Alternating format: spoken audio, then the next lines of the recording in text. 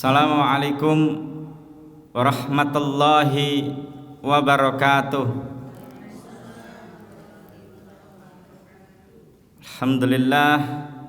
Alhamdulillahi rabbil alamin.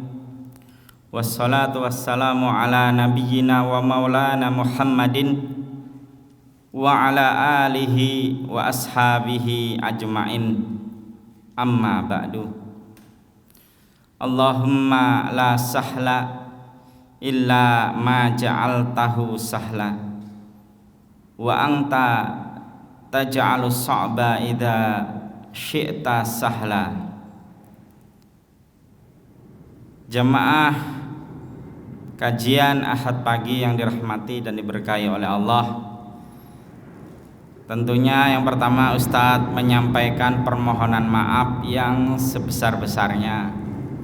Ustadz datang dalam kondisi terlambat karena tadi di jalan mobilnya mogok tadi, jadi mampir dulu ke bengkel. Setelah mampir ke bengkel malah kejebak macet ya, Masya Allah. Makanya tadi Ustadz dari sebelum rumahnya Pak Menteri Prof. Abdul Mu'ti, Ustadz jalan kaki sampai ke sini. Ya karena nggak jalan Bu, mobil itu nggak jalan sama sekali. Wah, kalau seandainya Ustadz paksakan tetap naik mobil, ya belum nyampe sekarang. Iya benar. Jadi tadi Ustadz turun di hotel apa tadi yang sebelum rumahnya Pak Menteri itu? Ya benar, Hotel Sofian, terus habis itu jalan kaki. Mohon maaf yang sebesar-besarnya kepada bapak-bapak dan ibu-ibu yang dirahmati dan diberkahi oleh Allah. Alhamdulillah pada hari Ahad ini Ustadz ingin berbagi pengetahuan atau saring ilmu tentang hadis, sunnah, khobar dan asar. Karena banyak ya ini ya prolognya, banyak masyarakat Indonesia yang mengetahui istilah hadis, sunnah, khobar dan asar, tahu, pernah dengar. Namun banyak pula muslim Indonesia yang belum mengerti dan memahami dengan benar apa itu hadis, apa itu sunnah, apa itu khobar dan apa itu athar. Apalagi membedakannya lebih sulit lagi karena juga belum paham seperti itu. Oleh karena itu diperlukanlah kajian yang khusus yang membahas dengan detail dan komprehensif mengenai istilah-istilah dalam ilmu hadis atau yang dikenal dalam bahasa Arab dengan istilah ilmu mustalahul hadis. Karena tanpa kajian yang khusus tersebut, masyarakat Islam di Indonesia akan tetap dan terus berkutat dalam ketidakjelasan dan kesimpang siuran, serta tidak akan mampu membedakan istilah-istilah asing dalam ilmu hadis, apalagi memahami dengan benar istilah-istilah tersebut. Nah, seperti ini Bu. Ya, ini Ustadz contohkan saja. Ini yang di depan punten Bu, ini atas nama siapa Ibu? Ibu Adi Nurhiyat. Panggilannya biasanya Ibu Andi ya. Oh ya. Ibu Andi, kira-kira singkatnya hadis itu apa, sunnah itu apa, khobar itu apa, asar itu apa Bu? Setaunya Ibu saja. Hadis itu dari Rasulullah berupa perkataan, perbuatan dan keyakinan. Hadis. Ya. Kemudian kalau sunnah sesuatu amal yang dilaksanakan oleh Rasulullah. Kemudian khobar yang sahabat itu tahu apa yang dilakukan oleh Rasulullah, kemudian diberitakan kepada jamaahnya. Iya, terus Asar itu mirip dengan cerita. Oh, mirip dengan cerita. Misalkan Rasulullah sudah melakukan apa begitu terus lalu sahabatnya itu menyampaikannya juga, kira-kira seperti itu. Ya, kira-kira kalau Ustadz kasih nilai ini 70 nilainya ya. Alhamdulillah ya, sudah bagus lah ini pemahamannya. Bapak-bapaknya, kalau dari bapak-bapaknya ada nggak yang pengen menjelaskan singkat saja, singkat padat jelas, misalnya hadis itu apa, sunnah itu apa, khobar itu apa, asar itu apa, ada nggak? Salah nggak apa-apa Pak, nggak dosa kok kalau salah. Ya nggak disetrap ya, di sini nggak ada istilah strap-strapan ya, nggak ada ya. Nah, sekarang kita masuk ke inti materi hadis. Qala Syekhul Islam Ibnu Hajar Al-Asqalani fi Syarah Al-Bukhari, al-muradu bil hadisi fi urfi syar'i ma yudafu ilan nabi sallallahu alaihi wasallam min qaulin au fi'lin au taqririn au sifatin wa akhlaqin nabi. Artinya, Al-Hafidz Ibnu Hajar Al-Asqalani berkata dalam kitabnya Syarah Al-Bukhari. Kitabnya Al-Hafidz Ibnu Hajar itu nama kitab aslinya Fathul Bari ya, Fathul Bari. Tapi orang pada umumnya mengenalnya dengan Syarah Sahih Al-Bukhari. Kata Al-Hafidz Ibnu Hajar Al-Asqalani, makna hadis itu adalah segala yang disandarkan kepada Nabi Muhammad sallallahu alaihi wasallam, baik berupa perkataan ya, 1, perbuatan, 2, ketetapan atau persetujuan, 3, sifat Nabi, 4, akhlak Nabi, 5. Berarti komponen hadis itu ada 5: perkataan, perbuatan, ketetapan atau persetujuan, sifat, dan akhlak Nabi. Jadi hadis ini Bu, Bapak, ini lebih umum ya, lebih umum daripada sunnah, daripada khobar, daripada asar. Tapi juga lebih khusus karena hanya berasal dari Nabi Muhammad sallallahu alaihi wasallam. Jadi lebih umum karena ada 5 bentuk tadi: perkataan, perbuatan, ketetapan atau persetujuan, sifat dan akhlak Nabi.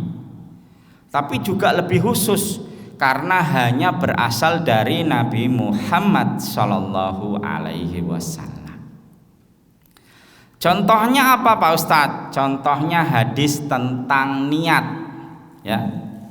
Innama a'malu binniyat wa innama likulli imri'in ma nawa.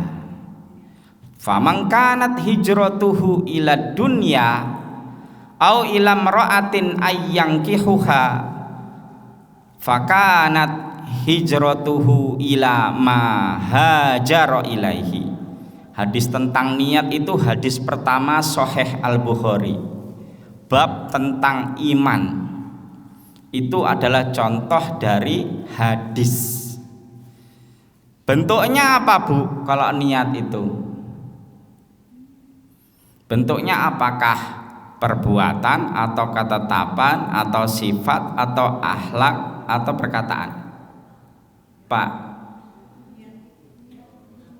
niat itu tentang apa bentuknya? Ya, betul sekali, perkataan ya.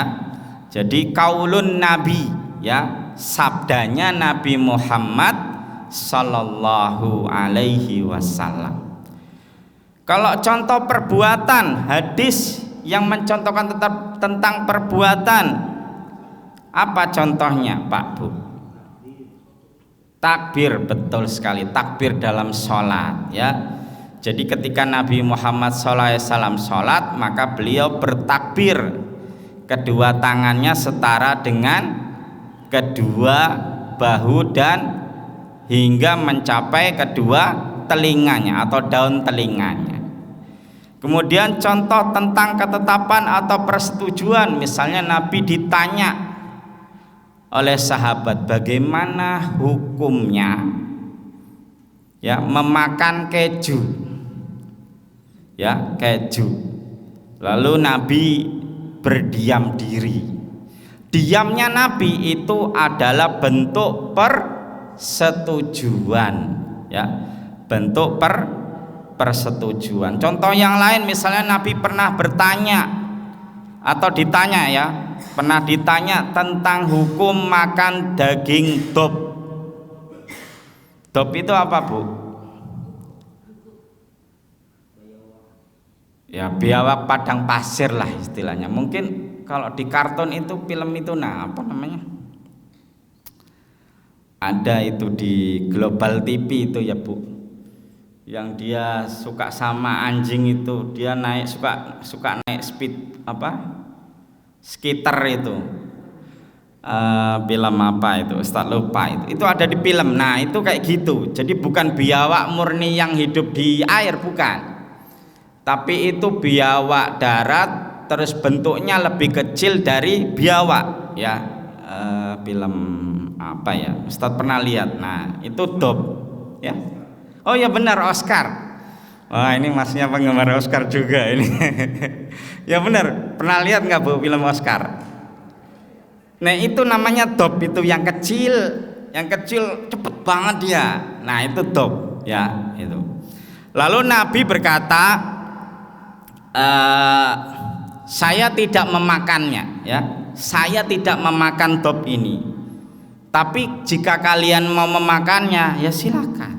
Nah berarti kata-kata Nabi ini menunjukkan bahwasanya ini bagian dari ketetapan atau persetujuan, walaupun Nabi nggak mau makan, walaupun Nabi nggak mau makan. Contoh sifat Nabi, hadis yang menerangkan tentang sifat Nabi. Apa contohnya Pak? Sifat Nabi.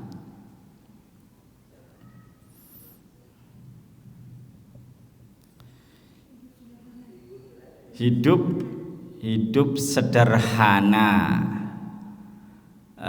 Belum. Sifat Nabi. Nabi kan punya sifat sidik, amanah, tablik, fatonah. Nah itu ya. Jadi Nabi itu memiliki sifat jujur ya, jujur. Tablik, menyampaikan, tidak menyembunyikan ilmu. Fatonah, cerdas ya, cerdas. Nah itu contoh dari sifat Nabi. Kemudian akhlak Nabi. Contoh dari akhlak Nabi apa Bu? Makan pakai tangan kanan, bukan tangan sebelah kiri ya. Makan ngambil yang terdekat. Kata Nabi kan, ya gulam, atau di dalam riwayat yang lain ya Hasan ya, makanlah sebelum engkau makan maka bacalah basmalah, dan makanlah menggunakan tangan kanan, kemudian dan makanlah makanan yang terdekat dengan kita. Itu contoh dari akhlak Nabi ya. Nabi mencontohkan makan itu menggunakan tangan kanan. Tapi zaman sekarang Pak Bu, itu kan ada sendok, ada garpu. Makan, misalnya makan daging, steak, Masa iya mau diambil pakai sendok kan ya? Itu solusinya gimana Bu? Ada yang tahu nggak solusinya? Ada yang bisa menerangkan nggak? Salah nggak apa-apa. Ada sendok, ada garpu. Tetap aja karena kita harus melakukan dengan yang tangan kanan. Saat menyuap nasi pakai sendok, saat itu dagingnya ditulis dengan garpu, tetap aja dengan tangan kanan dengan digigit misalkan seperti itu. Iya betul sekali. Ustadz juga gitu. Meskipun ada garpu, tetap kita misalnya ambil dulu sendok garpunya, kita makan sedikit, habis itu ambil sendok biasanya, terus nasi. Tetap menggunakan tangan kanan, bukan kemudian tangan kiri. Kenapa kita diperintahkan oleh Nabi untuk makan pakai tangan kanan? Karena tangan kanan itu tangan yang bersih. Masa iya kita mau makan pakai tangan yang sebelah kiri yang kotor, yang buat membersihkan kotoran? Oh ya silakan. Misalnya nih, dia lagi di rumah sakit, tangan kanannya lagi diinfus. Oh iya. Ya, jadi kalau dalam kondisi darurat itu boleh ya, kata Nabi Muhammad SAW, ad-dararu yuzal, ya, kemudorotan itu harus dihilangkan karena dalam kondisi darurat. Bahkan misalnya kayak TNI saja, kalau sedang tugas di Papua sana, di hutan, itu kan nggak ada makanan apa-apa selain yang ada di hutan. Mereka ketemu babi, ya babinya dimakan, tapi sewajarnya, bukan karena udah kenyang makan lagi, udah kenyang makan lagi, itu nggak sewajarnya. Jadi sewajarnya sampai kita bisa menutup perut kita dengan kondisi yang wajar lah, seperti itu. Begitu pula tadi dalam kondisi tangan kanan diinfus, Ustadz juga pernah diinfus di tangan kanan. Lalu bagaimana caranya? Ya tentu makan sebisanya. Ya kalau biasanya ada yang dampingin kan bisa disuapin seperti itu. Itu kalau kita memang nggak ada yang nyuapin, ya sudah kita makan pakai tangan kiri. Insya Allah Allah Maha Pengampun. Itu. Nah itu ya Bu ya, contoh yang pertama tadi perkataan tentang niat, perbuatan tadi tentang takbir, sholatnya Nabi ya dari takbiratul ihram sampai salam. Kemudian ketetapan atau persetujuan tentang keju, tentang dob, sifat sidik, amanah, tablik, fatonah. Kemudian akhlaknya Nabi makan pakai tangan kanan, sebelum makan membaca bismillahirrohmanirrohim, kemudian mengambil makanan yang terdekat. Jadi misalnya di sini yang terdekat, anggaplah ya jamaah Bapak Ibu sekalian, di sini tahu, tempe, terong misalnya ya, kemudian di sini jagung, yang jauh-jauh sana daging ya, sate misalnya. Karena Bapak Ibu terobsesi pengen ngambil yang jauh, teorinya bukan kita langsung ngambil gitu saja Pak Bu ya, memaksakan diri untuk ngambil. Ngomong ke saudara atau teman kita yang terdekat, diputar piringnya. Jadi bukan karena jauh kita memaksakan diri ngambil, ya bukan seperti itu. Tinggal sampaikan saja, misalnya yang terdekat itu anak kita, nak tolong tukar piringnya dong, gitu. Piring kita ditukar ke anak kita nukar piringnya ke kita, sehingga kita bisa mengambil yang terdekat ya. Jadi nggak perlu memaksakan diri. Seperti itu ya Bapak-bapak, Ibu-ibu yang dirahmati dan diberkahi oleh Allah. Kita lanjut. Atau ada pertanyaan tentang hadis sebelum Ustaz lanjutkan?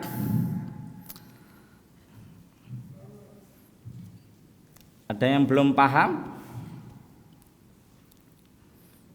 Alhamdulillah, berarti paham. Kita lanjut sunnah. Qala Syekhul Islam Ibnu Hajar fi Syarah Al-Bukhari, sama Fathul Bari, al-muradu bis sunnati fi 'urfi syar'i ma yudhafu ilan nabi sallallahu alaihi wasallam min qaulin au fi'lin. Ya, ini Ustadz ambil dari pendapat Al-Imam Al-Hafidh Ibnu Hajar Al-Asqalani. Memang kalau dari para ulama banyak banget.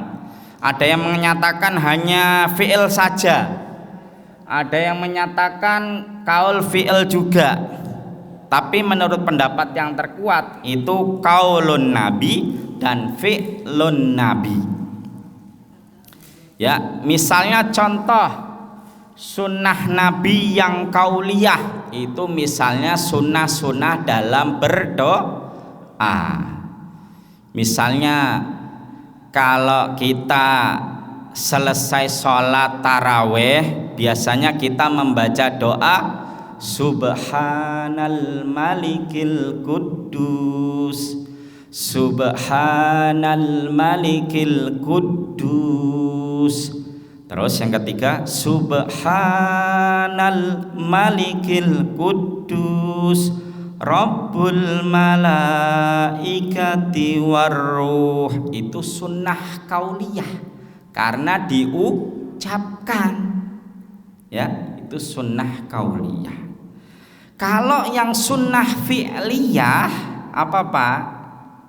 Sunnah fi'liyah menikah, kata Nabi Muhammad SAW, an-nikahu sunnati faman raghiba an sunnati falaisa minni. Menikah itu sunnahku, siapa yang enggak mau menikah maka dia bukan golonganku. Itu sunnah fi'liyah menikah, ya, contoh dari sunnah fi'liyah. Coba ibu-ibu cari contoh lain sunnah kauliyah. Salah nggak apa-apa Bu, salah nggak apa-apa. Sunnah kauliyah dalam bentuk perkataan selain tadi doa tadi Subhanal Malikil Quddus. Apa Bu?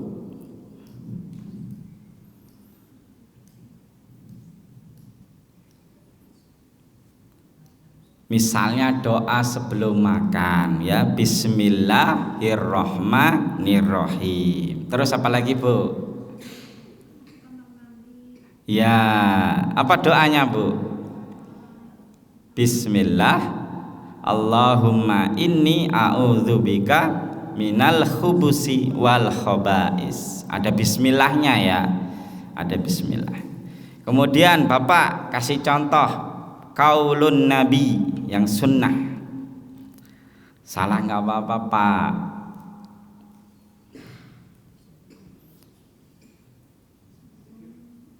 Ya,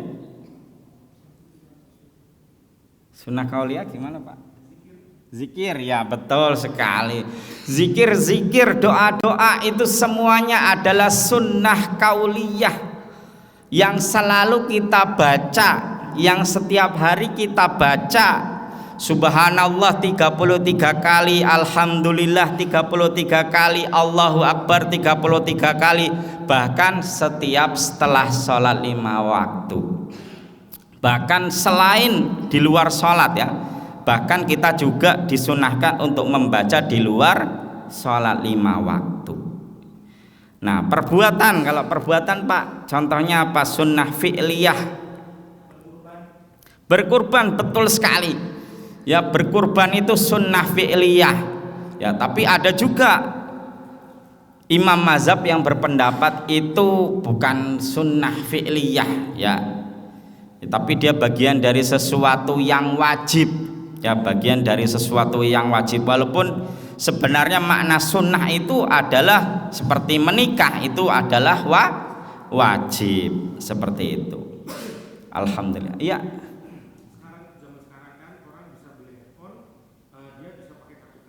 Iya. Handphone penting, kurban pun penting.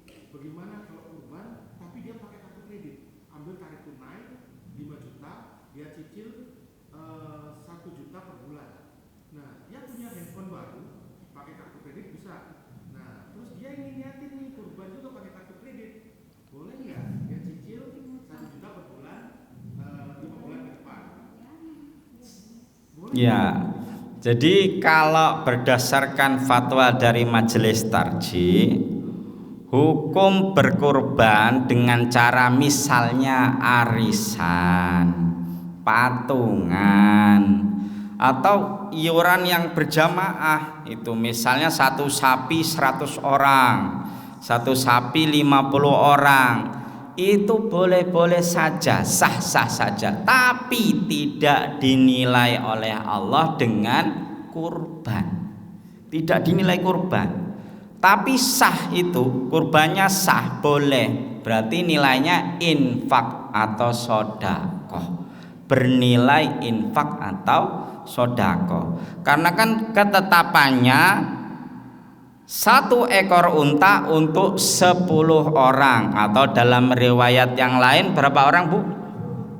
7 orang. Kalau kambing itu ketetapannya 1 kambing untuk 1 orang atau keluarganya.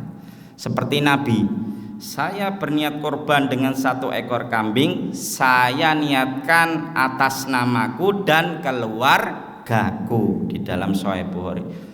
Nah, begitu pula misalnya tadi pakai kartu kredit. Zaman sekarang kan banyak SMS masuk. Ustadz aja berapa kali aja itu di SMS bank-bank itu nawarin kartu kredit itu, Bu. Nah, misalnya kita punya kartu kredit, terus uangnya kita pakai dulu buat beli kambing, sapi, unta, itu hukumnya gimana? Ya sama aja, ya kita kiaskan dengan yang tadi, iuran, patungan. Ya kan ada kemungkinan, Bu, iuran, patungan, arisan itu juga uangnya ngutang. Ada kemungkinan, Bu. Tapi kalau memang nggak ngutang itu memang lebih baik dan sangat lebih baik. Tapi kalau memang daripada kita nggak korban terus kita ngeredit dulu, dalam arti kita keluarkanlah dulu, berkorbanlah dulu, nanti bayarnya belakangan kalau udah gajian, ya itu boleh-boleh saja. Tapi tadi tidak dinilai dengan berkorban, berarti nilainya infak atau sedekah. Wallahu a'lam. Ya, silakan Bapak. Iya. Berarti kalau tadi Ustaz mengatakan secara niatan berkorban akan tetapi dinilai sebagai sedekah biasa. Kalau yang kolektif, Iya. syaratnya ada 7 atau 10 tadi. Iya. Berarti kalau penilaian fadilatul amalnya ya tetap segitu kan berarti. Kalau misalkan kami domba ya tetap 1, sapi, unta ya tetap 7 berarti kan. Artinya yang dinilai seperti itu aja kan. Iya, jadi kalau sapi itu 7, kalau unta itu 7 atau 10, kemudian kalau kambing itu 1 orang atau keluarga, 1 keluarga, ya seperti itu. Nah, di luar itu semuanya dinilai dengan infak atau sedekah. Di luar itu. Nah, kalau yang tadi 7 atau 10 atau 1 dan 1 keluarga itu dinilai berkurban. Seperti itu. Jadi ketentuannya hanya seperti ini. Mungkin kalau yang kolektif tadi lebih dari 7 gitu, lebih kepada sedekah biasa kan Ustaz ya? Iya, betul. Proses pembelajaran seperti di sekolah-sekolah. Betul sekali, Pak. Jadi kalau ini Ustadz pernah ya mengisi pengajian di Kabupaten Bandung Barat. Pernah juga di Sumatera, di Bandung Barat sama di Sumatera, Bu. Itu ada beberapa desa yang nggak ada kurbannya, Bu. Desa itu, Bu, di Bandung Barat sana, daerah pegunungan sana. Itu Ustadz pernah itu ngisi pengajian di sana, di tempat itu, di desa itu sama sekali nggak ada kurban. Jangankan sapi, kambing aja nggak ada, Bu. Kambing aja nggak ada, yang kurban nggak ada. Di Sumatera juga pernah, Ustaz. Di daerah Sumatera Selatan itu 1 desa nggak ada kurban sama sekali. Makanya untuk melatih itu semua itu butuh ya dari sejak dini. Misalnya dari sekolah iuran berapa gitu ya. Nanti kalau sudah masuk bulan Zulhijjah terus dibelikan kambing atau sapi buat latihan seperti itu. Iya, buat pembelajaran. Itu kalau nggak dilatih sejak dini itu akan sulit ya, karena biasanya harta itu berat ya Pak ya, harta itu berat. Kok istilahnya kok eman-eman gitu loh, kok kita udah nyarinya susah, kita mau mengeluarkan itu berat sekali. Kalau ada manusia yang nggak berat, biasanya lagi banyak harta ya, lagi banyak harta. Makanya bapak-bapak, ibu-ibu yang dirahmati dan diberkahi oleh Allah, kita harus memulai kurban dari sekolah, dari anak-anak sejak dini, biar terlatih nanti ketika dia dewasa sudah biasa berkurban, sudah terlatih berkurban. Ya, silakan Pak.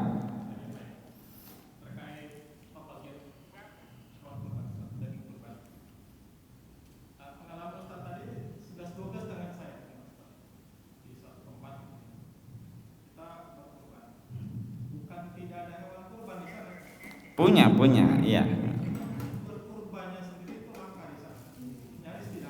Iya, betul.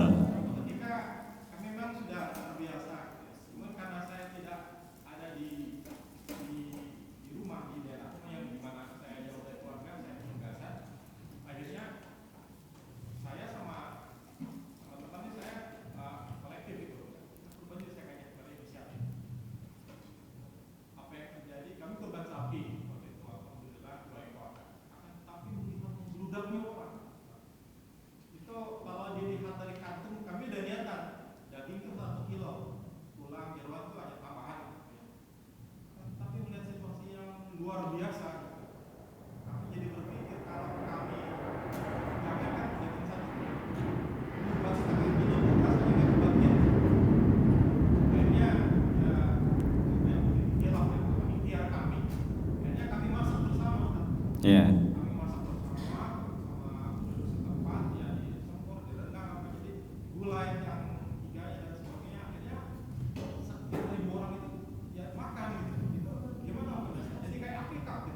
Iya.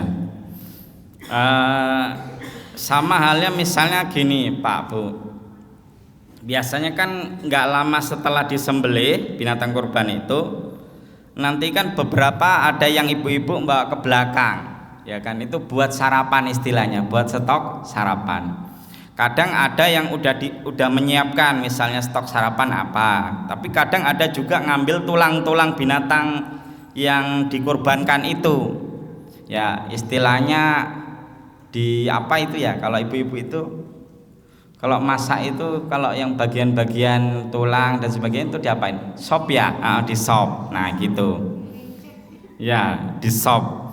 Nah itu bagaimana hukumnya? Ya sebenarnya ya bapak-bapak, ibu-ibu yang dirahmati dan diberkahi oleh Allah, sebenarnya kita nggak boleh mengambil istilahnya jatah atau mengambil sesuatu untuk upah atau mengambil sesuatu untuk jatah, itu sebenarnya nggak boleh ya. Solusinya sebenarnya kalau nggak pengen melanggar sabda Nabi, yang berkurban dikasih bagian dulu, misalnya sepertiga nih buat yang berkurban. Nah nanti sepertiga yang buat berkurban itu dikasihkan ke ibu-ibu biar dimasak buat sarapan, gitu solusinya. Jadi nggak melanggar kan, karena kan ini sudah bagian dari orang yang berkurban, dan yang berkurban mau memberikan daging kurbannya ke ibu-ibu yang masak agar dipakai, agar dimasak buat sarapan atau makan siang. Nah itu nggak melanggar sabda Nabi. Seperti itu solusinya ya Bu ya. Daripada kita ngasih upah ke orang atau ngasih sarapan ke orang asalnya dari daging kurban, yang mana hal itu Ya, dilarang oleh Nabi, lebih baik kita ngambil dari bagiannya sohibul kurban, ngambil dari bagiannya orang yang berkurban. Ini kita berhenti sejenak ya, ini nanti bisa habis ini waktunya. Ini baru bahas tentang sunnah. Ya, yang terakhir ini ya, kita belum selesai ini, baru sunnah ini ya. Banyak orang kita mampu beli Innova secara kredit tapi dia nggak mau berkorban. Itu yang pertama. Iya. Masalah itu ada solusinya. Pada saat dia melakukan tanda tangan untuk memulai kredit Innova, di situ dibuat satu kolom ingin bersedia kurban kambing satu, sudah include dicawang, dialokasikan dana untuk kurban kambing. Nah, nanti setiap orang yang kredit Innova dia otomatis kurban kambing. Nah, kira-kira menurut Pak Ustadz gimana? Ya, silakan, itu malah bagus ya.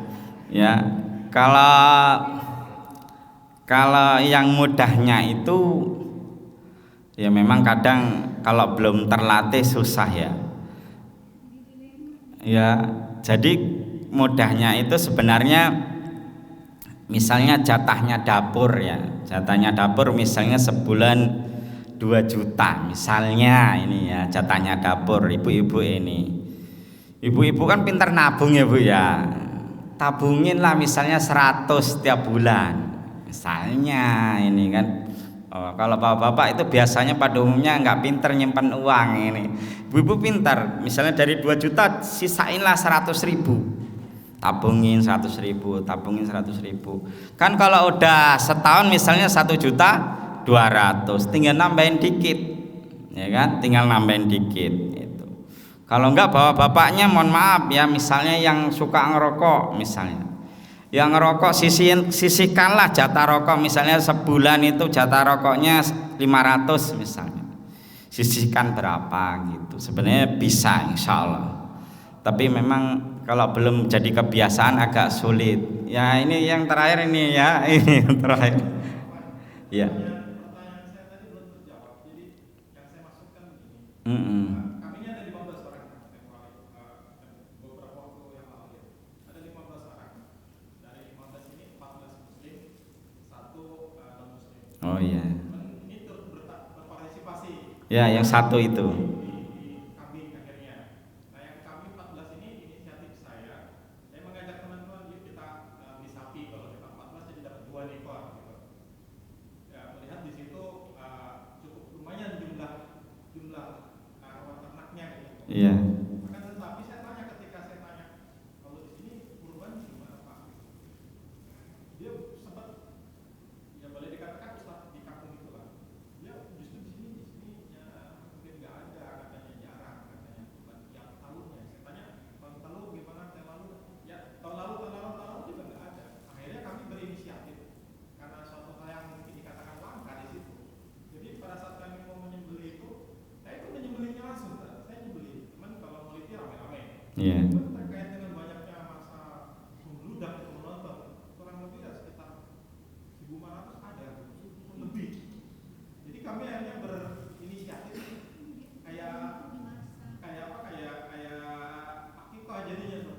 Kita masak aja bareng-bareng, ibu-ibu bisa masakan. Jadi ya udah, tulangnya ada dibikin sop, yang dibikin rendang, yang dibikin semur. Nasi ya kita beli berapa kali, tapi disumbang juga sama mereka nasi. Jadi melihat guyupnya itu yang saya lihat, jadi mereka banyak yang makan saat itu dan terbagilah insya Allah bagian kami justru nggak makan. Kami yang berkorban ini nggak makan. Cuman yang non muslim pengen cobain sate ya silakan.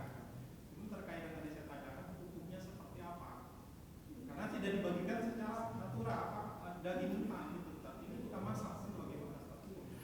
Ya, jadi sebenarnya kan bunyi hadisnya membagikan. Jadi kata-kata membagikan ini masih sifatnya umum ya, umum. Jadi bisa dalam bentuk dia masih daging mentah, atau juga bisa dalam bentuk daging yang matang, sama seperti akikah juga sama.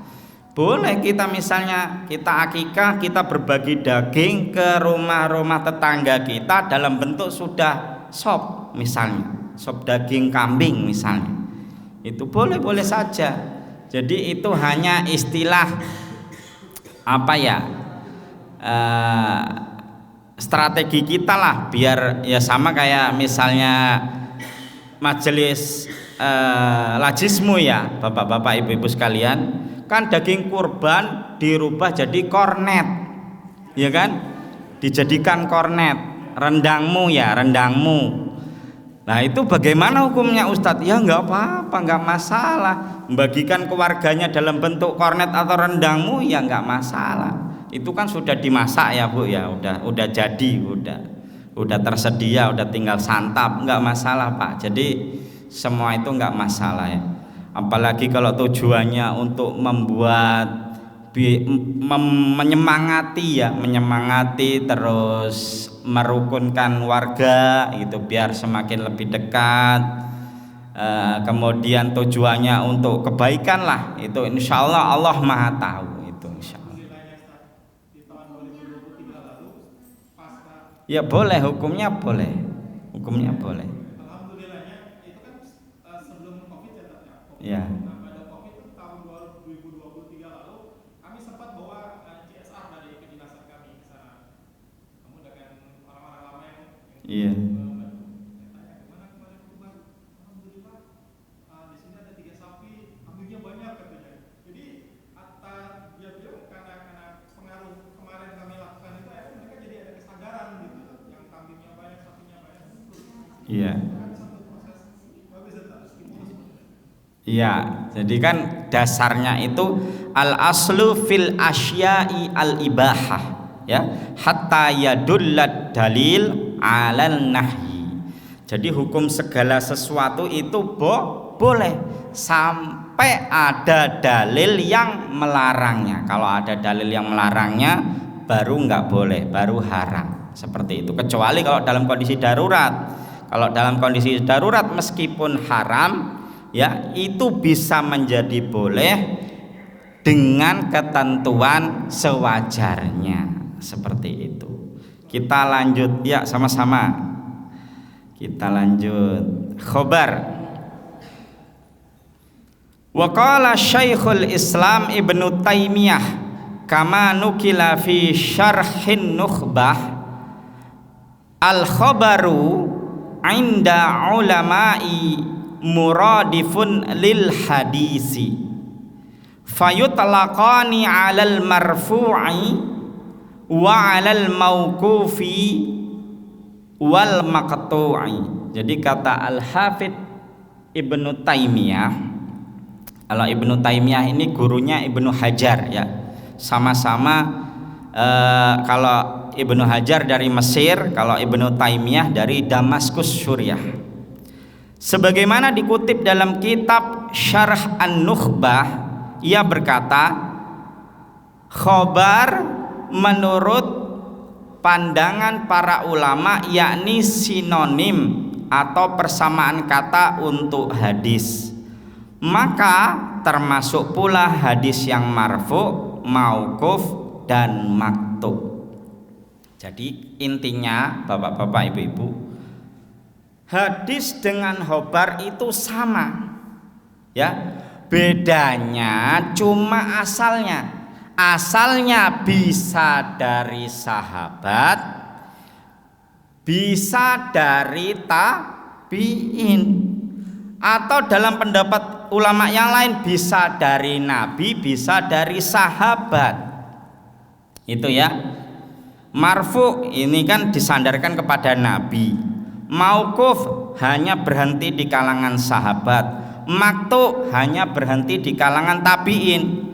Berarti kalau kita tarik garis kesimpulan, khobar adalah sesuatu yang berasal dari nabi, sahabat dan tabi'in ya. Nabi, sahabat dan tabi'in, baik berupa perkataan 1, perbuatan 2, persetujuan atau ketetapan 3, kemudian sifat 4, kemudian akhlak. ya, sama seperti hadis tadi. Hadis tadi kan baik berupa perkataan, perbuatan, persetujuan atau ketetapan, sifat, kemudian akhlak yang bersumber dari Nabi atau sahabat atau tabi'in. Itu kesimpulannya. Jadi apa bedanya khobar dengan hadis, Bu? Kalau berdasarkan keterangan ini, bedanya apa khobar dengan hadis?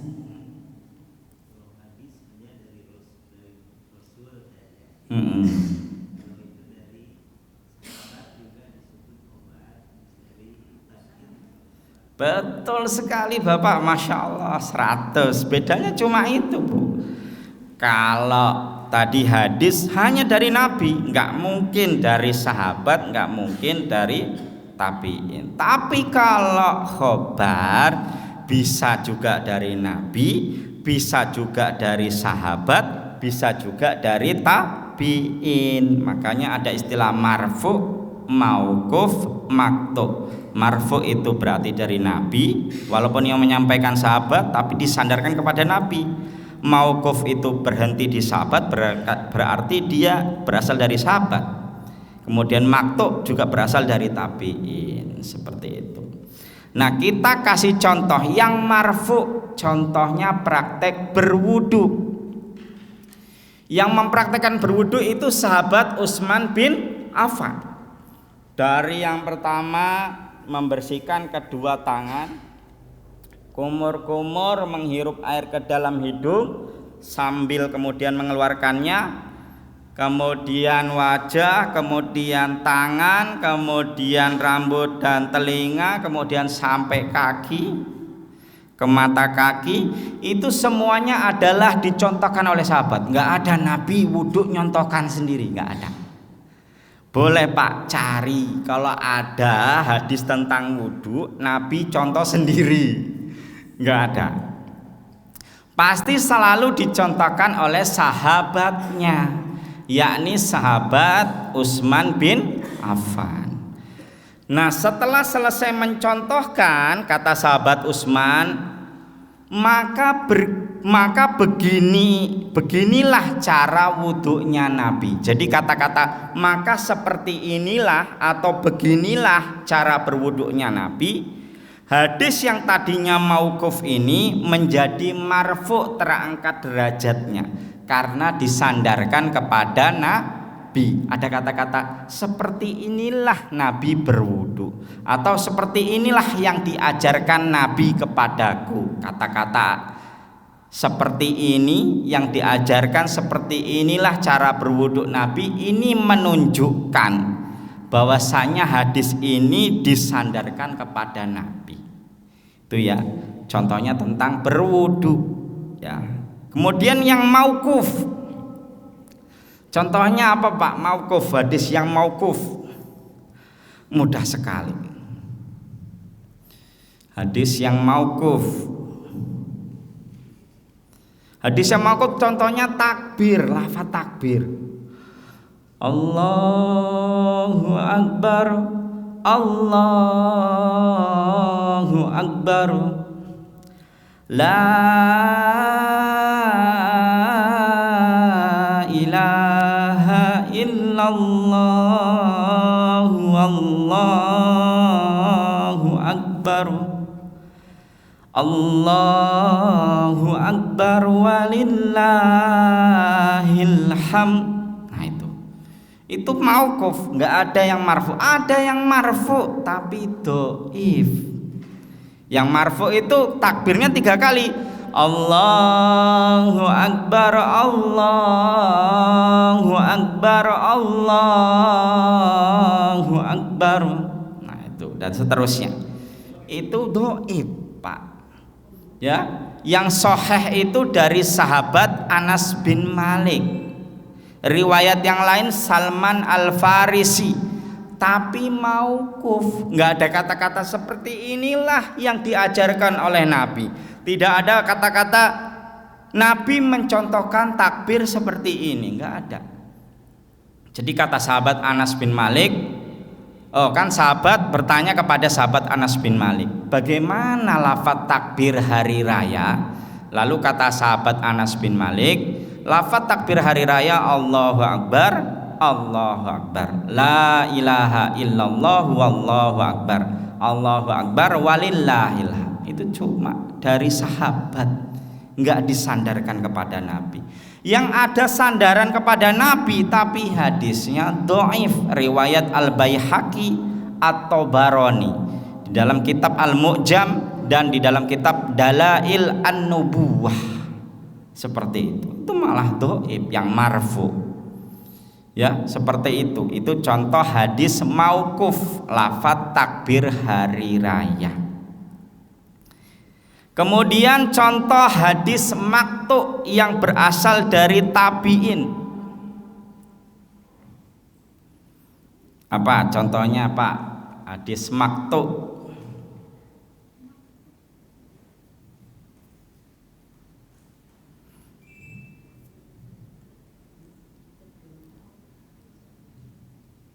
Ada yang tahu contoh hadis maktu? Oh, belum tahu. Ya, contoh hadis maktu itu misalnya tentang perkataan Al-Imam Hasan Al-Basri, seorang tabi'in, bahwasanya Al-Imam Hasan Al-Basri menasehati sahabat-sahabatnya agar menjauhi perilaku-perilaku maksiat. Ya, tapi nggak pakai dalil Al-Quran, nggak pakai dalil hadis, ya sama aja. Misalnya kita nasihati anak, ya kita nasihati anak kita nggak pakai dalil Al-Quran dan nggak pakai dalil hadis, itu maktuk juga ya, maktuk. Tapi maktuknya maktuk mutaakhirin namanya ya, maktuk mutaakhirin, karena nggak ada Al-Qurannya, nggak ada hadisnya. Ya kalau kita nasihatin anak pakai Al-Quran dan hadis itu malah mungkin nggak didengerin gitu ya. Makanya kita pinter-pinter ngerayu anak. Nah, ngerayu anak itu juga maktuk gitu ya, namanya maktuk karena nggak bersumber dari Al-Quran maupun hadis. Jadi maktuk itu intinya segala sesuatu yang nggak bersumber dari Nabi dan nggak bersumber dari sahabat. Berarti bisa tabiin, bisa tabiina tabiin, bisa tabiina tabiin, bisa tabiina tabiin dan seterusnya. Bisa kita juga. Ibu menasihati anak atau ngobrol dengan teman memberi solusi, itu juga maktuk ya. Maktuk itu artinya sesuatu yang terputus dari Nabi dan sahabat. Itu namanya maktuk. Itu. Ada pertanyaan Bapak Ibu terkait khobar?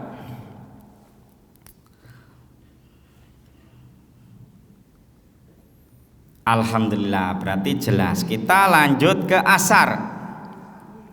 Ya, asar. Asar itu bukan yang misalnya Pak Bu, kita kalau sholat kemudian karena rajin sujudnya terus membekas. Bukan ya. Kan ada ya misalnya bapak-bapak yang sampai keningnya itu hitam. Itu bukan asar ya.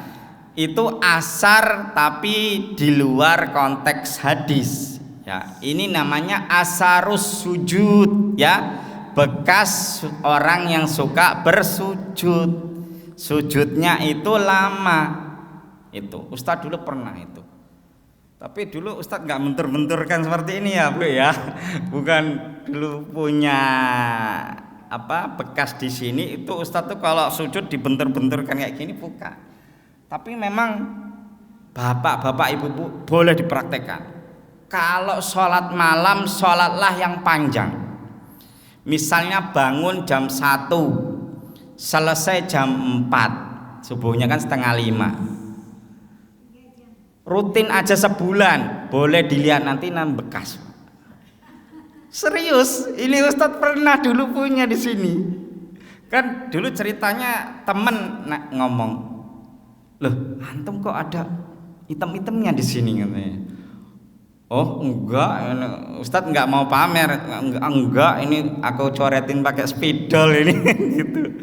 Padahal Ustadz ya rutin dari jam 1 sampai jam 4, jam 1 sampai jam 4 itu udah berjalan biasa lah, mau 1 tahun ada.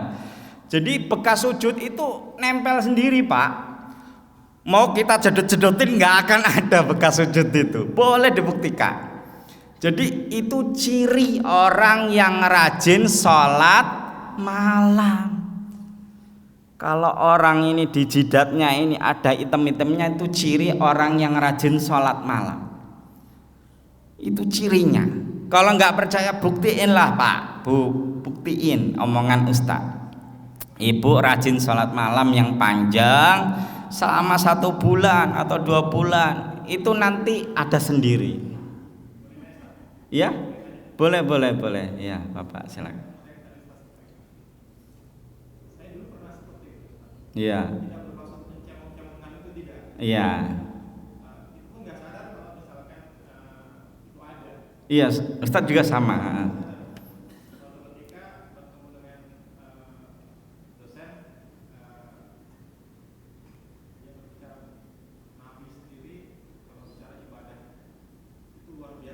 Iya. Iya betul.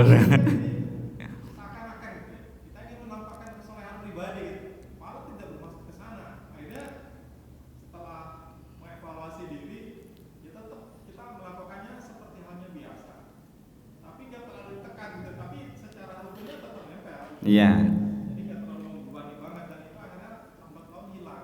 Iya betul. Ustaz juga udah nggak ada ini.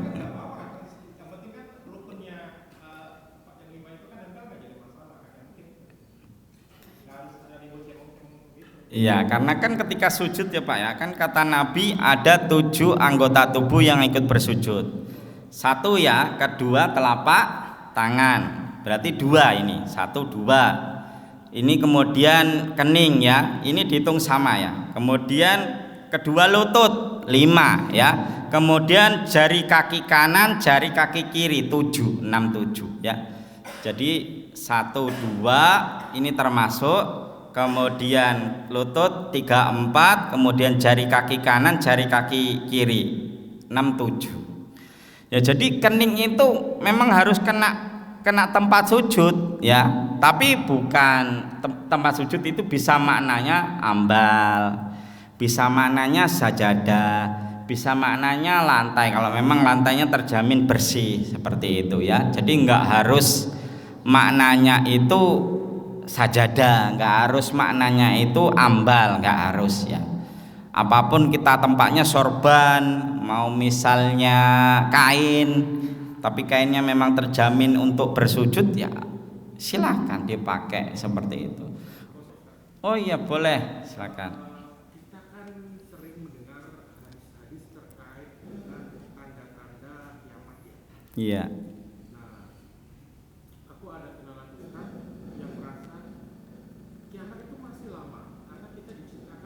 Menjelajahi galaksi. Ada Ustaz yang seperti itu. Menurut Ustaz bagaimana? Ya, kiamat itu kan apa ya, urusannya Allah itu. Jadi kan kalau di dalam hadis pernah sahabat Nabi bertanya kepada Nabi, kapan itu hari kiamat? Nabi diam, agak lama diam. Setelah berdiam agak lama lalu menjawab, itu adalah urusan Tuhanku, kata Nabi. Jadi Ustadz nggak bisa jawab apakah sebentar lagi ataukah masih lama. Tapi kalau menurut berdasarkan hadis-hadis ya, jadi misalnya Imam Al-Mahdi akan memimpin umat Islam selama 7 sampai 8 tahun. 7 atau 8 tahun ya, atau bukan di luar itu ya. Kemudian di dalam Sahih Muslim dikatakan Al-Masih ya, Al-Masih atau Isa itu akan memimpin muka bumi selama 40 tahun. 40 tambah 8, 48 tahun ya, itu mungkin kira-kira segitulah. 40 ya 50 tahunan, kurang lebih mungkin 50 tahun lagi lah itu. Ya ini hadisnya sahih ini Bu ya, yang tentang Imam Al-Mahdi memimpin muka bumi 7 sampai 8 tahun hadisnya sahih. Isa Al-Masih itu memimpin muka bumi selama 40 tahun hadisnya sahih Muslim itu. Nah itu jadi memang ya berarti kiamatnya masih lama, tapi semuanya itu rahasia Allah, hanya Allah yang tahu. Bisa jadi juga sebentar lagi, bisa jadi masih lama. Wallahu a'lamu bishawab. Itu ya Mas ya.